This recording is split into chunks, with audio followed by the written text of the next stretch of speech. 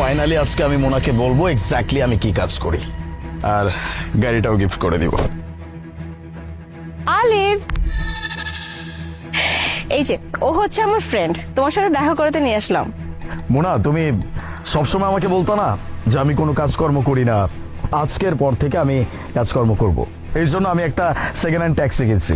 আজকের পর থেকে আমি এই ট্যাক্সি চালাবো। কে? ট্যাক্সি? আলিফ, তুমি ট্যাক্সি চালাবে? হ্যাঁ, ট্যাক্সি।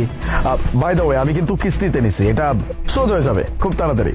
আলিফ, আজকে আমি আমার ফ্রেন্ডকে নিয়ে আসছি তোমার সাথে দেখা করানোর জন্য, আর আজকে তুমি বলতেছো যে তুমি ট্যাক্সি চালাবে? হ্যাঁ, মানে তুমি একটাবার চিন্তা করতে পারতেছো যে আমার ফ্রেন্ডের সামনে আমার মান সম্মানটা কোথায় গেল, যে আমার বয়ফ্রেন্ড নাকি একজন সামান্য ট্যাক্সি চালক, সে ট্যাক্সি চালাবে? তুমি কি আর কোনো কাজ পাও নাই? শেষমেশ কিনা ট্যাক্সি। মোনা, তুমি এভাবে কেন বলছো?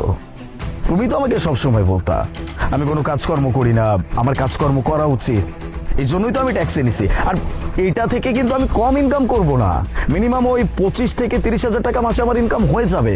দেখো, আমার মাথার উপরে এমনিতেই অনেক দায়িত্ব। তুমি খুব ভালো করে জানো যে আমি একটা লোয়ার মিডল ক্লাস ফ্যামিলি থেকে উঠে আসছি।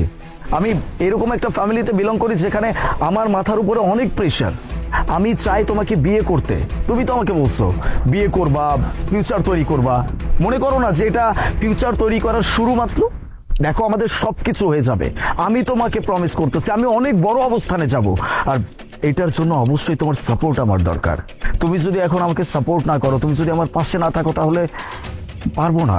আলিফ, হ্যাঁ আমি তোমাকে সব কথা বলতাম, ঠিক আছে, যে তুমি এইটা করো, তুমি ওইটা করো, আমরা একসাথে অনেক দূর যাব, আমাদের ফিউচার আমরা এই করব সেই করব, কিন্তু আমি কখনো এইটা ভাবিনি যে তুমি ট্যাক্সি চালাবে। আমি অ্যাটলিস্ট এটা ভেবেছি হয়তো তুমি ভালো কিছু করবে। হ্যাঁ, আর তার থেকে বড় কথা, আমার একটা ড্রিম আছে, আমার একটা ইচ্ছা আছে, আমি কি করে একজন ট্যাক্সি চালকের ওয়াইফ হবো। তুমি এটা কি করে ভাবলা? হ্যাঁ, আর এই যে আমার ফ্রেন্ড, ওর স্যালারি কত জানো? হ্যাঁ, ওর স্যালারি মাসে 1.5 লাখ টাকা।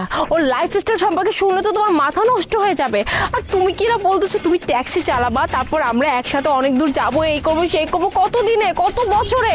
শোনো, একজন ট্যাক্সি চালকের ওয়াইফ আমি হতে পারবো না, আর তোমার সাথে আমি সম্পর্ক রাখতে পারবো না। এতদিন ভেবেছি হয়তো তুমি কিছু না কিছু একটা করবা, ঠিক আছে, জাস্ট আমি এইটা ভেবেছিলাম যে ও ভালো কিছু করবে, আর আমারও একটা স্বপ্ন ছিল যে হ্যাঁ ও ভালো যখন কিছু করবে তখন ওর কাছে টাকা পয়সা হবে, তার মানে আমি আমার লাইফটা সেটেল করতে পারবো। কিন্তু এখন তুমি ট্যাক্সি চালাবে, আর তুমি কিনা এটা ভাবতেছো আমি এখন ট্যাক্সি চালকের ওয়াইফ হবো? Never ever. আমি তোমার সাথে আর কোনো সম্পর্ক রাখবো না, আমি চললাম, থাকো তুমি। মোনা, যাওয়ার আগে অন্তত দেখে যাও যে আমি কি ট্যাক্সি কিনছি।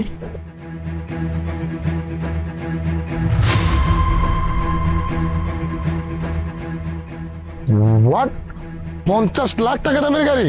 এক্স্যাক্টলি 50 লক্ষ টাকা দামের গাড়ি। বাই দ্য ওয়ে, 50 লক্ষ টাকা কিন্তু আমার কাছে খুব একটা বড় বিষয় না। তার মানে 50 লাখ টাকা দামের গাড়ি দিয়ে তুই ট্যাক্সি চালাবি? না, এই গাড়ি দিয়ে আমি ট্যাক্সি চালাবো না। এই গাড়িটা আসলে আমি আমার গার্লফ্রেন্ডকে গিফট করার জন্য নিয়ে আসছিলাম। আফটার অল, আজকে আমি তাকে বিয়ের জন্য প্রপোজ করতাম। কি কি বললা তুমি? এই গাড়িটা তুমি আমার জন্য নিয়ে আসছিলে, আমাকে গিফট করার জন্য?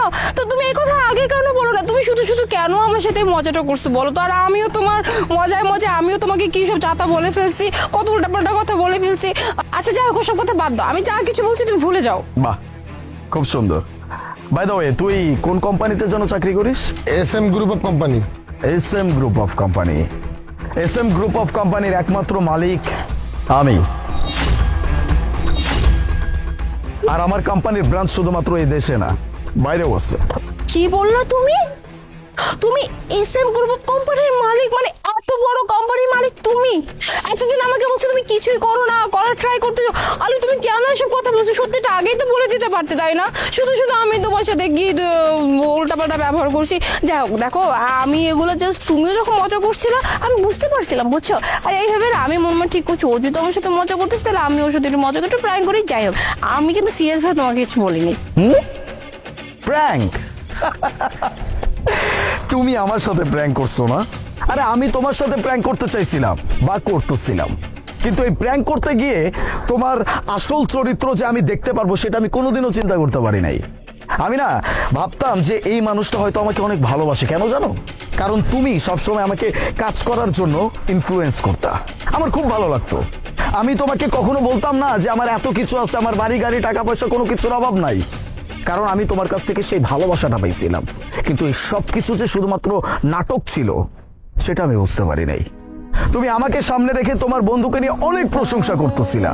তোমার বন্ধু এমন একটা কোম্পানিতে জব করে যেখানে তার মান্থলি স্যালারি 1.5 লক্ষ টাকা। শোনো, এই 1.5 লক্ষ টাকা স্যালারি আমার পকেট থেকেই যায় আর সে আমার কাছ থেকেই পায়। আমি না তোমাকে অনেক ভালোবেসে ফেলছিলাম। আমি তোমাকে আজকে বিয়ের জন্য প্রপোজ করতাম আর এই গাড়িটা আমি শুধুমাত্র তোমাকে গিফট করার জন্য আনছিলাম। কিন্তু দেখো, ওই যে ছোট্ট একটা প্র্যাঙ্ক, এই প্র্যাঙ্কের মাধ্যমে তোমার আসল ব্যাপারটা আমি জেনে গেছি। যাই হোক, তোমার সাথে আসলে কথা বাড়ি আমার কোনো লাভ নাই। তুমি আমাকে যা দেখাইছো আমি রীতিমতো অবাক হয়ে গেছি, তবে খুশিও হয়েছি অনেক। কারণ আমার অন্তত তোমার মতো এরকম একটা দুমুখ সাপের সাথে আজীবন থাকতে হবে না। Thank you. আলিফ, তুমি এভাবে সিরিয়াস কেন হচ্ছ? আর তুমি কি এটা জানো না যে একটা সম্পর্কের মাঝে রাগ, অভিমান, ঝগড়া সব হতেই পারে। তাই বলি কি একটা সম্পর্ক মানুষ এভাবে শেষ করে দেয়? দেখো, যা কিছু হয়েছে সবকিছু ভুলে যাও। আমরা আমাদের সম্পর্কটা নতুন করে শুরু করি, চলো। আচ্ছা, রাগ করছো? আমাকে বলো তো, রাগটা তুমি কি কারণে করছো? আমি একজন ট্যাক্সি ড্রাইভার হব এই জন্য? এক্স্যাক্টলি এই জন্যই। হ্যাঁ, তুমি যখন শুনছো আমি সামান্য একটা ট্যাক্সি চালাবো আর দিন শেষে আমি একজন ট্যাক্সি ড্রাইভার হব, তখনই তোমার রাগ হয়েছে। কারণ তুমি সবসময় এটা চাইছো যে তোমার হাজবেন্ড বা তোমার বয়ফ্রেন্ড এমন কেউ একজন হোক যাকে মানুষজন দেখলে সালাম ঠুকবে। হ্যাঁ, তবে একটা কথা মাথায় রেখো, দুনিয়ার কোনো কাজই কিন্তু ছোট না। তুমি যেই কাজকে ছোট করে দেখতেছো, এই কাজ করেও মানুষ নিজের সংসার চালাচ্ছে, তারা সমাজে মাথা উঁচু করে দাঁড়ায় আছে। কেন জানো? শুধুমাত্র এই কারণে তারা কোনো চুরি চামারি করতেছে না, তারা কোনো খারাপ কাজ করতেছে না, তারা পরিশ্রম করে নিজের সংসার চালাচ্ছে। আমি তোমাকে এইটাই বুঝাইতে চাইছিলাম। আজকে হয়তো আমার কাছে টাকা পয়সা, বাড়ি গাড়ি কোনো কিছুর অভাব নেই, কিন্তু আজ বাদে কাল আমার এই সব কিছু যে হারাবে না, আল্লাহ পাক যে আমার খারাপ অবস্থা আনবে না, এটার তো কোনো গ্যারান্টি নাই। আর যখন এরকম অবস্থা আমার হবে, তখন যদি আমার ট্যাক্সিও চালাইতে হয়, তোমার মতো মানুষ যে আমার সাথে থাকবে না, সেটা আমি বুঝতে পারছি। Thank God and thanks to you যে তোমার আসল চরিত্র তুমি আমার চোখের সামনে একদম পানির মতো ক্লিয়ার করে দিচ্ছ। যাই হোক, আমি না তোমাদের সামনে আর দাঁড়াইতে চাচ্ছি না। আর তোমার সাথে আজকের পর থেকে আমার কোনো সম্পর্ক নাই। বিয়ে তো অনেক দূরের কথা, তোমার মতো একটা মেয়েকে বিয়ে করে আমি আমার জীবন নষ্ট করবো নাকি? এটা তো হইতে পারে না। ভালো থেকো, বাই।